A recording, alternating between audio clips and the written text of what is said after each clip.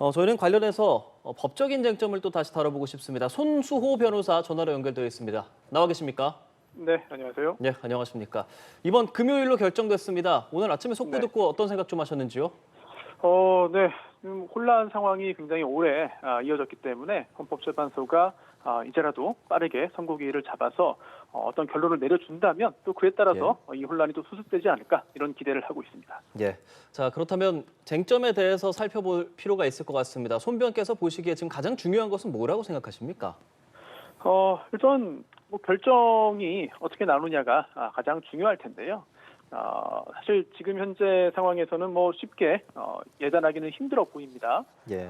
다만 인용, 기각, 각하 이 세 가지 중에 한 가지 결론이 나올 텐데 과연 헌법재판소에서 헌법과 법률에 따라 어떤 판단을 내리고 또한 어떻게 결정을 선고해서 어떤 결정을 내려서 지금 현재 우리나라의 가장 어떤 혼란스러운 부분이고 또한 다른 여러 분야에도 영향을 미치는 이 상황이 어떻게 정리가 될지 함께 지켜봐야 될 것 같습니다. 예, 지금 역대 가장 긴 평의가 진행된 건데 왜 이렇게 늦었을지에 대해서도 궁금하거든요. 사실 많은 사람들이 너무 늦어지는 거 아니냐 이런 의견을 냈죠. 정치권에서도 마찬가지였고요. 그러다 보니까 여러 가지 설이 있었습니다. 8인의 전원일치 결론을 내기 위해서 조율 중이다. 또는 인용, 기각 각하의 어떤 이견이 충돌하기 때문에 결론을 내리지 못하는 상황이다. 또는 마은혁 재판관 임명을 기다린다. 아니면 특정 헌법재판관이 의도적으로 시간을 끌고 있다. 또는 쟁점이 많고 복잡해서 시간이 걸린다. 신중하게 결정문 쓰는 중이다. 여러 가지 설들이 있었죠. 심지어 그렇죠. 이재명 대표 공직선거법 위반 항소심 선고를 기다린다는 등의 어떤 정치권과 이제 결합한 그런 설까지 있을 정도로 여러 가지 이야기가 나돌았는데요. 그런데 이런 각도에서도 볼 필요가 있을 것 같아요. 지금 헌정사상 세 번째 대통령 탄핵 심판 사건입니다. 예. 그런데 이게 늦어진다는 것은 지난 두 번의 사례와 비교를 한 것 같아요. 하지만 두 번의 사례가 있었지만 또 아주 많은 건 아니거든요. 그렇기 때문에 지금 돌아보면 반드시 이전 사례와 비슷한 시간이 걸려야 한다라고 보는 것이 어찌 보면 너무 쉽게 생각한 게 아닌가라는 생각이 듭니다. 물론 국가적인 혼란이기 때문에 이 상황을 조속히 마무리하기 위해서는 헌법재판소가 신속하게 결론을 내야 하지만 사실 법상 180일 이내에만 종국결정 선고를 하면 되거든요. 예. 따라서 헌법재판소에서 신중하게 여러 가지 사정을 모두 다 종합해서 드디어 최종 결론을 내렸다. 다소 늦어진 감이 없지는 않았습니다만 이제라도 혼란을 수습하는 헌법재판소의 기능이 제대로 작동할 것으로 기대합니다. 예. 이번 탄핵 심판의 쟁점 5가지로 정리를 할 수 있을 것 같습니다. 관련된 내용들 좀 전해주실까요? 예. 쟁점이 상당히 어찌 보면은 많을 수도 있고 또한 어찌 보면은 적다고도 볼 수 있는데 예. 가장 중요한 것은 일단 이 비상계엄 선포가 헌법과 법률에 대한 중대한 위반이냐 여부를 이제 따지는 것이죠. 자, 그런데 우선 국회 그리고 선관위 이제 군 병력 예. 그리고 경찰력이 투입이 됐습니다. 또한 현직 국회의원 등을 비롯한 정치인과 또한 정치권과 관련된 일반인에 대한 체포 지시가 있었느냐 여부도 역시 문제가 되었는데요. 자, 이런 것 또한 국회의 병력을 투입시킴으로써 현행 규정상 대통령이 비상계엄을 선포한 경우에 국회의 의결로 이 부분을 해제할 수 있지 않습니까? 그런데 국회가 그러한 권한을 행사하는 것을 방해하려 했다라고 한다면 이거 역시 헌법과 법률 위반으로 이제 판단될 수 있기 때문에 과연 그러한 사정들이 존재하였는지 여부에 대한 판단이 1차적으로 중요했고요. 또한 두 번째로는 만약 예. 대통령이 행한 행위가 헌법과 법률 위반이라 하더라도 그 위반의 정도가 중요합니다. 단순한 헌법과 법률의 위반에 그치는 것이 아니라 중대한 헌법과 법률 위반으로서 국민이 직접 선출한 대통령을 그 자리에서 곧바로 이제 내려오게 만들 정도의 중대한 사안이어야만 대통령에 대한 파면 결정을 할 수 있기 때문에 헌법재판소에서는 이러한 부분들을 중점적으로 판단했습니다. 예, 그 마은혁 재판관이 임명이 안 됐지 않습니까? 그러면서 8명의 재판관이 판단을 하는데 이전 박근혜 전 대통령 사례처럼 만장일치, 전원일치 결과가 나올지도 궁금한데 변호사께서는 어떻게 보고 계십니까? 사실 지금 상황에서는 알 수가 없죠. 예측하기 쉽지 않은 상황인데 예. 사실 여러 정치적인 어떤 논쟁이라든지 또는 네. 이념적인 또는 기타 헌법과 법률 외적인 부분을 제외하고 보자면은 사실 만장일치, 전원일치 가능성이 상당히 높지 않겠느냐 이런 생각이 들고요. 또한 조금 전에도 잠시 언급을 했습니다만 결국 국민이 직접 선출한 대통령이잖아요. 그래서 대한민국에서 현재 대통령, 윤석열 대통령만큼 민주적인 정당성이 높은 이제 권력기관이 없습니다. 가장 강력한 민주적인 정당성을 가지고 있는 게 바로 국민이 직접 선출한 이 직선제 하에서의 대통령이거든요. 그럼에도 불구하고 우리 헌법과 법률은 이 대통령에 대해서 파면 결정을 할 수 있도록 이제 규정을 하고 있고 또한 이렇게 파면 결정을 하기 위해서는 그동안 두 차례에 걸쳐서 정립된 이제 결정 예가 있기 때문에 이제 국민에 대한 배신이다. 국민이 준 신임을 배반했다. 그래서 더 이상 대통령직에 남겨둘 수 없다라는 수준의 판단이 나와야 합니다. 따라서 헌법재판관들이 과연 그 부분에 대해서 어떻게 판단했겠느냐 여부가 금요일에 드디어 국민들에게 드러나게 되겠고요. 개인적으로는 그동안에 있었던 다른 두 명의 전직 대통령에 대한 탄핵 심판 사건과 비교할 때 그 중대성은 훨씬 더 크지 않을까라는 생각이 들고 따라서 헌법재판관들이 과연 그 부분을 어떻게 판단했는지는 사실 헌법과 법률에 따라서 양심에 따라서 판단하는 것이기 때문에 며칠만 기다리면은 또 공식적으로 확인할 수 있게 되겠습니다. 그렇죠. 그리고 며칠 기다려서 나올 수 있는 경고의 수가 이제 기각, 인용, 각하입니다. 하나하나 짚어보고 싶습니다. 만약 먼저 인용이 나오게 된다면 6명 이상의 재판관이 인용 의견을 내린 게 되는 거죠. 네, 그렇습니다. 원칙적으로는 규정상 과반수로 할 수가 있습니다. 예. 그런데 특별하게 이번 탄핵 심판 등의 경우에는 6인 이상의 찬성으로 파면 결정을 할 수 있는데요. 만약 6명 이상의 헌법재판관이 윤 대통령에 대한 파면에 찬성을 해서 탄핵 결정이 나온다면은 그 즉시 대통령직에서 내려오게 됩니다. 예. 그리고 이렇게 인용 결정이 나올 경우에 불복할 수단이 존재하지 않아요. 그러다 보니까 만약 그런 그 인용 결정에 대해서 불만이 있다, 동의하지 않는다 하더라도 적어도 법적으로 다툴 수단은 없는 상황이 되겠고요. 그리고 인용 외에도 기각과 각하가 있는데요. 예. 그렇죠. 네, 이게 만장일치, 전원일치 의견이 나오지 않을 수도 있습니다.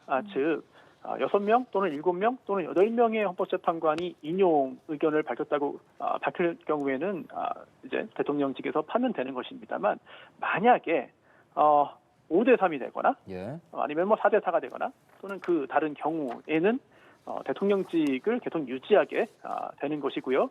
즉시 권한 행사를 다시 할 수 있게 됩니다.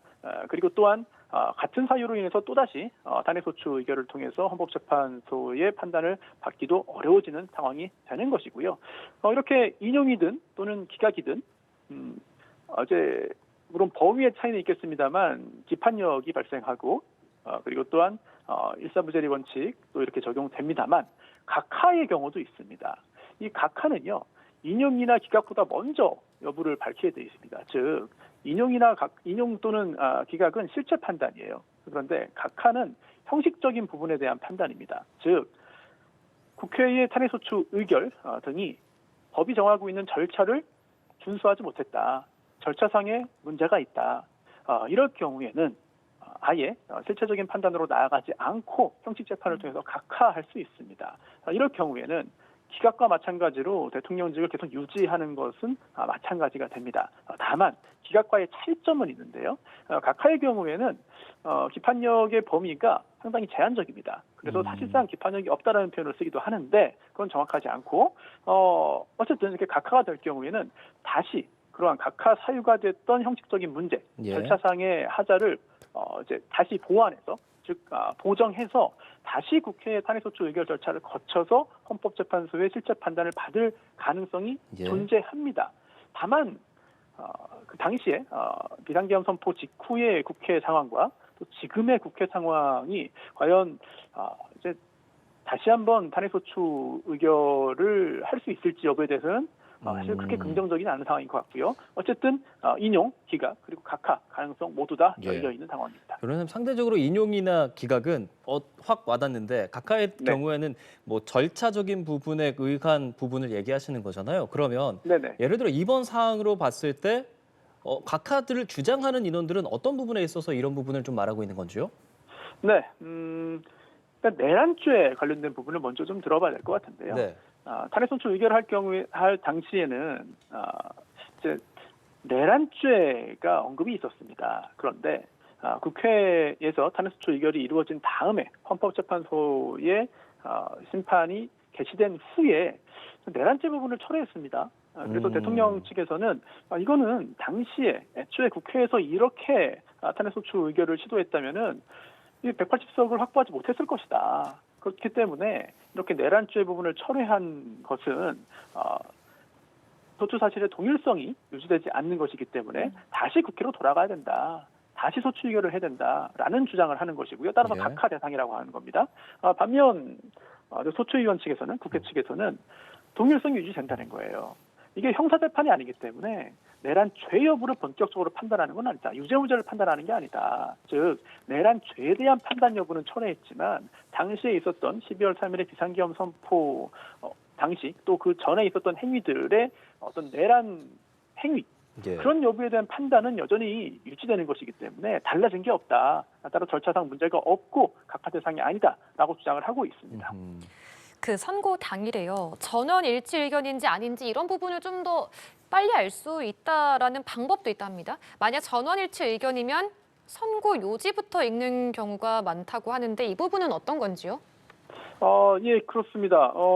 전원일치의 경우에는 이제 먼저 이유 요지를 설명하고 그리고 또 주문을 읽고 그러는데 사실 전원일치 의견이냐 아니냐와 관련해서 예전 박근혜 전 대통령 탄핵 심판 선고 당시를 기억해 보시면 좋을 것 같아요. 왜냐하면 결과적으로 저희는 결론을 알죠. 네, 파면 결정이 나왔습니다. 그런데 여러 쟁점들에 대해서 이정미 권한대행이 낭독을 했죠. 이 요지를 낭독을 했는데 어떤 부분을 들을 때는 이거 파면이 된다는 것인가? 라는 판단이 들었고 또 이어지는 내용을 들으면은 그래서 이게 안 된다는 얘기인가? 그렇게 계속 왔다 갔다 했거든요. 예. 그러다가 마지막에 주문을 낭독함으로써 우리가 결론을 이제 알 수 있게 되었는데요. 사실 다른 의견, 반대 의견 등이 있는 경우에는 먼저 다수 의견에 법정 의견에 주문을 낭독하고 그다음에 이유를 이제 설명을 하게 되고 그다음에 법정과 다른 의견이 있음을 알린 다음에 이제 그 내용에 대한 낭독까지도 이루어지는데요. 그러다 보니까 처음에 주문을 낭독을 하면 이거는 뭐 다른 반대 의견 등이 있다고 볼 수 있다. 또는 반대로 처음에 주문을 낭독하지 않고 이유부터 쭉 설명을 하면은 이거는 8명 전원일치이구나라고 판단할 수 있다는 건데 근데 사실 이게 언제나 그런 거는 아닙니다. 즉 관련 자료들을 보면은 이 순서는 관례라고 하고 있어요. 그래서 만약에 이제 언론 보도를 통해서 많은 분들이 이 내용을 이제 알고 있거든요. 그래서 제일 먼저 주문을 낭독하나 아니면 이유를 설명하나 그걸 가지고 결론을 알 수 있다라고 생각을 하기 때문에 그동안의 관례와 달리 이번에는 이제 평의를 거쳐서 이제 전원일치든 그렇지 않든 주문을 뒤에 낭독하는 식으로 방향을 좀 정해서 그렇게 진행이 되지 않을까 그렇게 짐작됩니다. 예, 만약 그 전원 일치가 아니라고 한다면 소수 의견이 담길지도 관심이거든요. 앞서 두 네. 차례 대통령 탄핵 심판에서는 이 소수 의견이 적시된 적은 없었는데 이 소수 의견이라는 것은 어떤 때 또 어떤 내용으로 하게 되는 겁니까? 네, 결정 주문이나 또는 결정 이유 여기에 대해서 이게 다수 의견이 있는데요. 이런 다수 의견과 다른 의견을 이제 소수 의견이라고 하고 이제 반대 의견, 뭐 보충 의견, 별개 의견 등등이 있습니다. 예. 자, 그런데 이제 오해하는 부분이 좀 있는데요. 예전에 박근혜 전 대통령 당시에는 전원일치였기 때문에 예. 소수 의견이 없었죠. 결정문에도. 네, 그런데 노무현 전 대통령 당시에도 소수 의견은 기대되지 않았습니다. 하지만 당시 이야기를 들어보면은 인용 기각 각하가 다 있었다고 해요. 하지만 당시 헌법재판소법 규정상 소수 의견을 기재하지 못한다고 헌법재판관이 판단을 해서 탄핵 심판 절차에서 소수 의견을 밝힐 수 없다라는 부분까지 결정문에 표기를 했거든요. 그러면서 당시 헌법재판소법 규정을 보면은 이제 위헌 심판이라든지 권한쟁의 심판, 헌법소원 심판에 관여한 재판관은 이제 의견을 표시해야 된다. 즉 소수 의견을 표시할 수 있다라고 되어 있습니다만 그 당시만 해도 탄핵 심판 사건에는 그런 규정이 없었어요. 그래서 소수 의견이 표기가 안 된 것이고요. 그 후에 이건 잘못됐다, 이건 좀 문제가 있다라고 이제 반성을 해서 헌법재판소법을 바꿨습니다. 그래서 탄핵 심판 절차에서도 소수 의견을 표기할 수 있고 또한 오히려 헌법재판관의 의무가 됐습니다. 심판에 관여한 재판관은 결정소의 의견을 표시하여야 한다라고 법이 개정이 되었고요. 그런데 그 후에 있었던 박근혜 전 대통령 사건에서는 이런 규정이 있었음에도 불구하고 8명이 모두 파면 결정에 찬성했기 때문에 소수 의견, 반대 의견은 없었던 것이고요. 하지만 소수 의견이 없었던 건 아닙니다. 왜냐하면 파면 결정에 동의는 했지만 보충 의견이 있었어요. 즉 김희수, 이진성 당시 재판관은 이 세월호 사건 당시의 대처와 관련해서 다수 의견과 다른 이런 불성실한 직책 수행도 탄핵 심판 절차의 판단 대상이다라는 보충 의견을 제시했고요. 다만 그 사실만으로는 파면 사유 구성하지 않는다라고 판단했습니다. 또한 지금 국가인권위원장이죠. 상당히 강한 보수 성향을 보이고 있는 당시 안창호 헌법재판관도 보충 의견을 냈습니다. 그러면서 이 사건 박근혜 전 대통령 탄핵 심판은 보수와 진보라는 이념의 문제가 아니다. 이거 헌법 질서를 수호하는 문제다. 따라서 정치적인 피해습을 청산하기 위해서 파면 결정을 할 수밖에 없다. 이런 보충 의견을 밝히기도 했고 또한 결정문에도 이게 기재가 됐거든요. 따라서 이번에도 전혀 일치가 아니라면은 이제 반대 의견 또는 보충 의견, 별개 의견 등등이 자유롭게 기재가 될 것이고 얼마 전에 있었던 그 임성근 판사에 대한 탄핵 심판 사건의 경우에도 상당히 다양한 의견들이 모두 다 기재된 적이 있습니다. 그렇군요. 다만 이제 그런 부분들, 그러니까 직무 수행에 있어서 헌법이나 법률을 중대하게 위배했느냐, 이런 부분이 탄핵에서 중요하다는 말씀을 앞서 해주셨는데 그 중대함이라는 그 기준을 어떻게 헌법재판소에서 삼게 되겠습니까? 네, 지금 굉장히 중요한 부분을 좀 짚어주신 것 같습니다. 이게 그동안 2차례의 대통령 탄핵 심판을 거치면서 헌법재판소가 정립을 했는데요. 일단 헌법 규정에서부터 출발을 해야 될 것 같아요. 이 65조를 보면 대통령이 그 직무 집행에 있어서 헌법이나 법률을 위반한 때 이거를 탄핵 사유로 규정하고 있습니다. 즉 헌법에는 중대한이라는 건 없어요. 규정이 되어 있지 않습니다. 그리고 헌법재판소 법 53조 1항을 보면은 탄핵 심판 청구가 이유 있는 경우에 피청구인을 파면하는 결정을 선고하도록 하고 있습니다. 그래서 우리 헌법재판소가 이거를 구체적으로 해석을 한 거죠. 즉 탄핵 심판 청구가 이유 있는 경우라 함은 대통령의 파면을 정당화할 수 있을 정도로 중대한 헌법이나 법률 위배가 있을 때를 말한다라고 하면서 그러면은 도대체 언제 이렇게 중대한 헌법 법률 위반이라고 할 수 있느냐? 여기에 대해서 두 가지 기준을 제시하고 있습니다. 우선 첫 번째로 이 탄핵 심판 절차가 궁극적으로 헌법 수호에 기여하는 절차잖아요.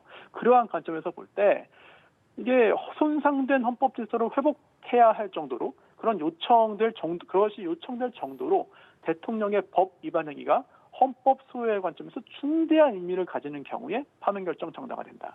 또한 두 번째는 대통령은 이제 국민으로부터 직접 민주적 정당성을 부여받은 대의 기관이 있지 않습니까? 그러한 관점에서 보아서 대통령에게 부여한 국민의 신임을 임기 중에 박탈해야 할 정도로 대통령이 법 위배 행위를 통해서 국민의 신임을 배반한 경우에 하나요. 대통령에 대한 탄핵 사유가 존재한다고 봐야 한다. 이렇게 이걸 종합해 보면은 대통령을 탄핵하기 위해서는 대통령의 법 위반 행위가 헌법 질서에 미치는 부정적인 영향 그리고 해악이 중대해서 대통령을 파면함으로써 얻는 어떤 헌법 수호의 이익이 파면에 따른 국가적인 손실을 압도할 정도로 커야 한다. 그렇게 굉장히 좀 엄격하게 보고 있습니다. 따라서 이번 사건의 경우에도 대통령이 비상계엄을 선포한 것이 혹시라도 헌법이나 법률을 위배한다는 판단이 나올지라도 과연 그러한 헌법 또는 법률 위반이 대통령을 자리에서 당장 내려오게 할 정도로 중대한 것이냐. 즉 국민이 대통령에게 부여한 신임을 대통령이 배반한 경우인 것이냐. 또는 그렇지 않느냐 여부가 파면 여부를 결정할 굉장히 중요한 기준이라고 할 수 있겠습니다. 예, 변호사님 마지막 질문을 좀 드리려고 합니다. 이제 4일 금요일이 선고일로 지정이 됐고 오늘부터 한 사흘 나흘 동안 국민들이 시청을 뉴스도 많이 보시고 하실 겁니다. 가장 중립적이고 좀 법적인 쟁점에서 앞으로 어떤 시점에서 뉴스를 좀 봐야 한다고 생각하십니까? 그동안 헌법재판소가 결정을 계속해서 예. 좀 빠르게 내지 못하면서 많은 국민들이 좀 답답해하고 많이 기다렸는데요. 그래도 이제 이번 주에 선고하기로 이제 공지가 되었기 때문에 다소 좀 안심할 수 있다라는 생각이 들고 중요한 것은 헌법재판소의 결정 내용은 기다려보면 알 수 있겠습니다만 중요한 건 각 정치권의 어떤 대응과 반응인 것 같아요. 어떤 결론이 나오든 승복하겠다라는 입장을 밝히는 것이 중요할 것으로 보이고요. 또한 좀 걱정되는 부분이 있습니다. 이미 뭐 지금도 그렇습니다만 앞으로 선고를 앞두고 더더욱 또한 선고 당일에도 굉장히 많은 인파가 각자의 입장을 전달하고 또한 주장을 전하기 위해서 헌법재판소 인근에 모일 것으로 보이는데요. 예. 지난 박근혜 전 대통령 당시에도 안타까운 일이 발생해서 목숨을 잃는 경우들이 있었습니다. 또 충돌도 발생했고요. 정치권이 그러한 그 군중들의 어떤 그 여러 가지 소요 사태가 벌어지지 않도록 좀 진정시키고 또 차분하게 결과를 지켜보도록 하는 것이 중요하지 않나 싶고요. 또한 그런 것들이 또 국민들이 다 지켜보는 것이기 때문에 예, 예. 추후의 선택에도 영향을 주지 않을까 싶습니다. 예, 알겠습니다. 손수호 변호사와 함께 법적인 쟁점 좀 짚어봤습니다. 변호사님 고맙습니다. 네, 고맙습니다. 예.